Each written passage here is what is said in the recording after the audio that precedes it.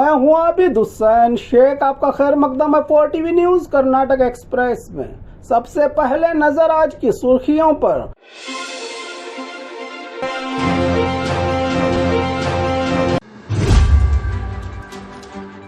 कर्नाटक के पहले चरण में 68.44% हुआ मतदान। 50 साल बाद वोटिंग के दिन मिली बचपन की सहेलियां। सोमलता कुमारस्वामी से नाराज, मीडिया को बताई नाराजगी की वजह। सुप्रीम कोर्ट की फटकार के बाद केंद्र सरकार से जारी किया गया राज्य को सूखा राहत फंड। बेंगलुरु आनेकल के गांव में रात 10 बजे तक हुआ मतदान। गैर कानूनी शराब की रेड के दौरान नोटों के बंडल देख पुलिस हो गई हैरान।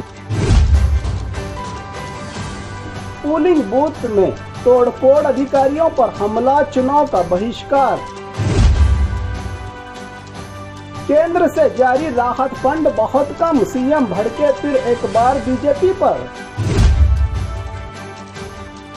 गुलबर्गा के रोजा पुलिस थाना में एमएलए अतनाल के खिलाफ एफआईआर दर्ज। 4 करोड़ 8 लाख सीज के बाद सुधाकर पर एफआईआर हुआ दर्ज। अब खबरें विस्तार से। कर्नाटक के पहले चरण में 68.44% हुआ मतदान। कल कर्नाटक में लोकसभा चुनाव के लिए 14 मतक्षेत्र के पहले चरण का मतदान पुरअमन तरीके से पूरा हुआ, जिसमें राजधानी बेंगलुरु के 3 सीटों पर 50% तक सिमट के रह गए मतदाता तो सबसे ज्यादा मंडिया में 81.48, कोलार में 78.7, तुमकुरु में 77.51, दक्षिण कन्नड़ में 77.45, चित्रदुर्ग में 73.11, मैसूरू में 70.45, चामराजनगर में 76.59, बेंगलुरु ग्रामीण में 66.29, बेंगलुरु सेंट्रल में सबसे कम 52.83, साउथ बेंगलुरु में 53.15, चिकबल्लापुर में 76.82% मतदान रिकॉर्ड किया है। कुल 247 उम्मीदवारों की किस्मत बंद हुई कल ईवीएम मशीन में। 50 साल बाद वोटिंग के दिन मिली बचपन की सहेलियां, ये दिलचस्प और अनोखा नजारा। हासन के लोकसभा चुनाव के दिन 2 बचपन की सहेलियां 94 साल की जानम्मा और 93 साल की फातिमा पूरे 50 साल बाद अचानक जिला के सकलेशपुर तालुका गड़ागड़े गांव के पोलिंग बूथ में फातिमा और जानम्मा का आमना सामना हुआ तो एक दूसरे को पहचान कर गले लग के दोनों के चेहरों पर खुशी झलक उठी। शायद पुराने जमाने याद आ गए होंगे इन सहेलियों को। इस यादगार पल का वीडियो खूब वायरल हो रहा है सोशल मीडिया पर। सोमलता कुमारस्वामी से नाराज, मीडिया को बताई नाराजगी की वजह। मंडिया की आजाद उम्मीदवार जो बीजेपी में शामिल होकर कर चुकी थी, चुनाव लड़ने का ऐलान बीजेपी जेडीएस दोस्ती के बाद मजबूरन करना पड़ा था। कुमारस्वामी का समर्थन जेडीएस बीजेपी दोस्ती उम्मीदवार बनने से घर आकर मुलाकात करके मनाने के बाद अपना चुनाव लड़ने से मन बदल लिया था सोमलता ने। कल वोट करने आई सोमलता ने मुद्दूरू तालुका डोडर संकेरी में मीडिया के आगे अपनी उदासी बाहर लाते हुए कहा कि मेरी इतनी बड़ी कुर्बानी एहसान के बाद भी कुमारस्वामी ने मुझे प्रचार के लिए नहीं बुलाया। मुलाकात के बाद एक फोन तक नहीं किया कि नाराजगी और मायूसी का इजहार करके कुमारस्वामी के मतलबी होने का इशारा दिया सोमलता ने। सुप्रीम कोर्ट की फटकार के बाद केंद्र सरकार से जारी किया गया राज्य को सूखा राहत फंड। हड़तालें, प्रदर्शन, आंदोलन के बाद सुप्रीम कोर्ट से मिला कर्नाटक को आखिरकार इंसाफ। कुछ हद तक सूखा राहत फंड जिसको जारी किया केंद्र सरकार ने चुनाव के दौरान। कल कुल 18,172 करोड़ केंद्र से मिलना था राज्य सरकार को, मगर 3,498 करोड़ का ये फंड जारी किया है केंद्र सरकार ने। इतना कुछ भी होने पर, यानी आसान तरीके से बताएं तो राज्य सरकार ने 5 रुपये मांगे थे केंद्र सरकार से, 1 ही रुपया दिया सरकार ने। एनडीआरएफ के रिपोर्ट के आधार पर सूखे से परेशान किसानों को मिलेगा ये राहत का फंड, जिसमें फसलों की बर्बादी, किसानों का रोजगार छीन जाने की रिपोर्ट शामिल नहीं की गई है शायद केंद्र सरकार ने।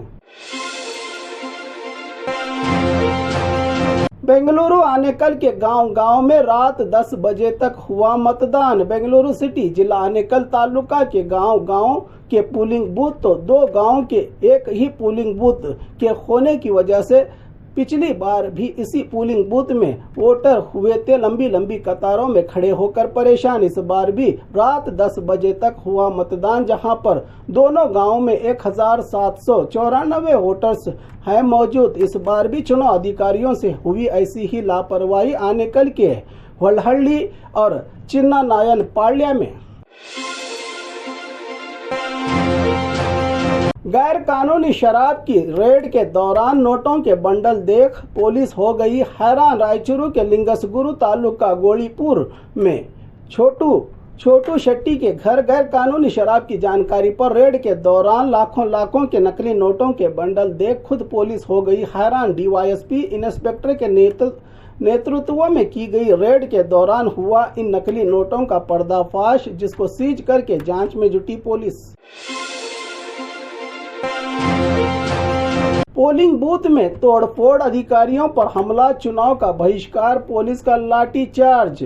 पहले ही गांव में जरूरी साधनों की कमी, मूल सहूलतें, बिजली, पानी, सड़कें न होने से नाराज गांव वालों ने किया था चुनाव के बहिष्कार का ऐलान। इतना सब होने के बाद भी मनाने आए चुनाव अधिकारियों से मिलने वाले भरोसे का इनकार करते हुए बेकाबू हुए वोटर्स और गांव वालों ने पोलिंग बूथ में घुसकर ईवीएम मशीनें, वीवीपैट, तमाम चुनाव के सामान की तोड़फोड़ करके अधिकारियों पर हमला कर तबाही मचाते हुए किया अपने गुस्से का इजहार। इससे लाठी चार्ज करना पड़ा पुलिस को, जिससे कई महिलाएं और मर्द हुए हैं घायल। ये पूरा मामला चामराजनगर के इंडिगंत गांव में कल हुआ है चुनाव के दौरान।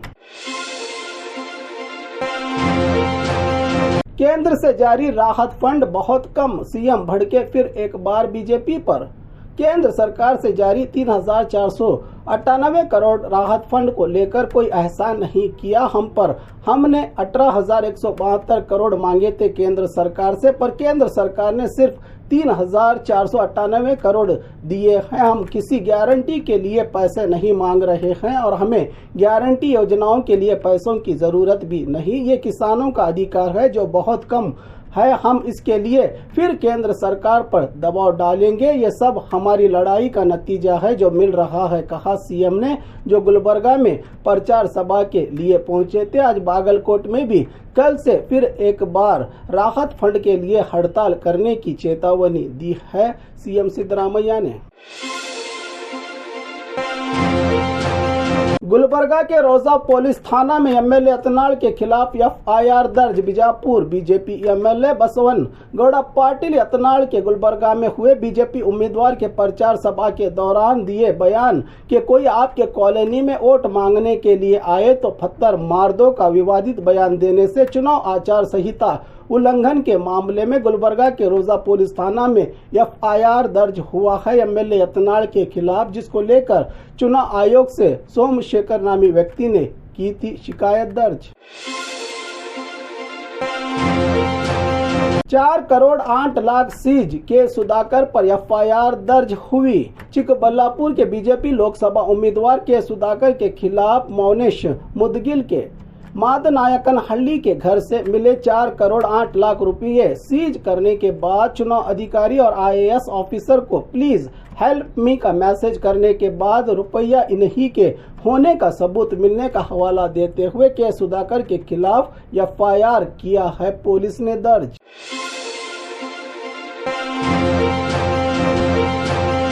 और खबरों के लिए देखते रहिए 4 टीवी न्यूज कर्नाटक एक्सप्रेस।